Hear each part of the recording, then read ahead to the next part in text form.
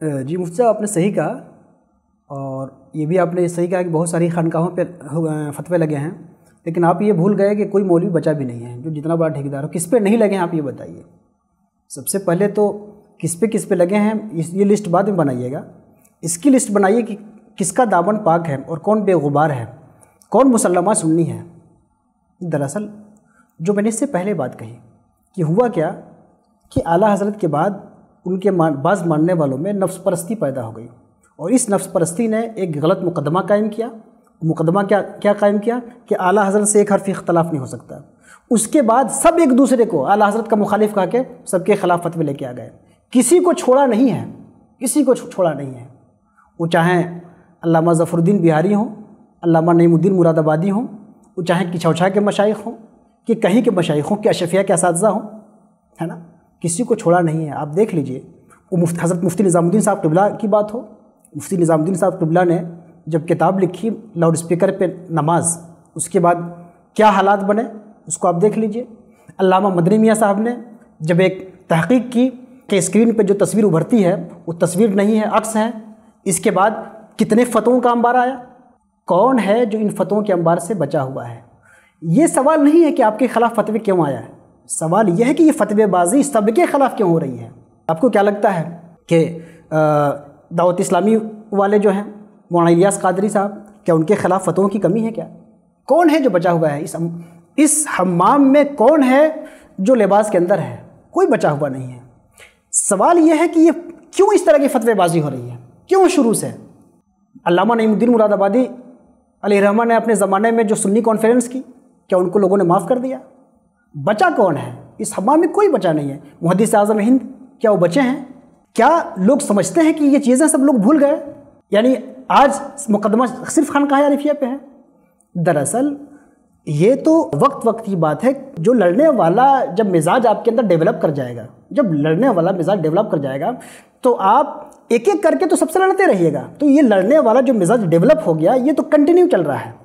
اس کی وجہ یہی ہے کہ دراصل ہم جو ہیں کہیں نہ کہیں تصوف کا علم اٹھانے کے باوجود صوفی روایت سے کٹ گئے۔ ہم شر اور فتنہ و فساد اور دوسروں کی اصلاح کا جو جذبہ اتنا غالب آ گیا کہ ہم نے اپنا احتساب کرنا چھوڑ دیا۔ اس کا نتیجہ یہ ہوا کہ ہم اپنے اسٹیج پہ ان کے ریکارڈ پیش کرتے ہیں اور وہ اپنے اسٹیج پہ ہمارے ریکارڈ پیش کرتے ہیں۔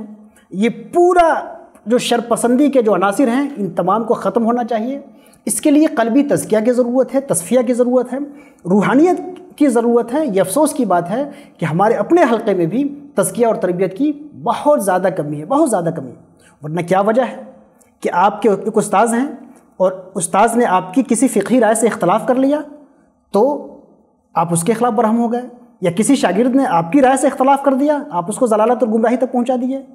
فقہی آراء میں تعدد ہوتا ہے، ہمیشہ سے ہوتا رہا ہے، لیکن یہ مارکارائیاں کیوں ہو رہی ہیں؟ مارکارائیاں اس لیے ہو رہی ہیں کہ آپ کا قلب مزکہ نہیں ہے۔ آپ چاہتے یہ ہیں کہ پوری دنیا ہماری رائے پہ عمل کرے، پوری دنیا ہماری مقلد ہو جائے۔ آپ جھوٹا دعویٰ کرتے ہیں کہ فلاں امام ابو حنیفہ کی تقلید نہیں کرتا۔ نہیں، آپ امام ابو حنیفہ کی تقلید نہیں کروانا چاہتے ہیں، نہیں امام محمد رضا کی تقلید کروانا چاہتے ہیں، آپ اپنی تقلید کروانا چاہتے ہیں، آپ اپنا متبع بنانا چاہتے ہیں۔ اس لیے ہماری اور آپ کی دوستی رہتی ہے، 70 سال تک دوستی رہتی ہے۔ 70 سال کے بعد ایک مسئلے میں اختلاف ہوتا ہے، آپ الگ رخ کر لیتے ہیں، ہم الگ رخ کر لیتے ہیں۔ خانقاہ عارفیہ کا ذکر چھوڑ دیجئے، آپ بتائیے کہ ان مراکز کے جو جتنے بڑے بڑے لوگ ہیں کیا آپس میں مل رہے ہیں؟ پچھلے 50 سالوں سے کون کس سے مل رہا ہے؟ کوئی کسی سے نہیں مل رہا ہے، اور نہ کسی کے خلاف فتووں کی کمی ہے۔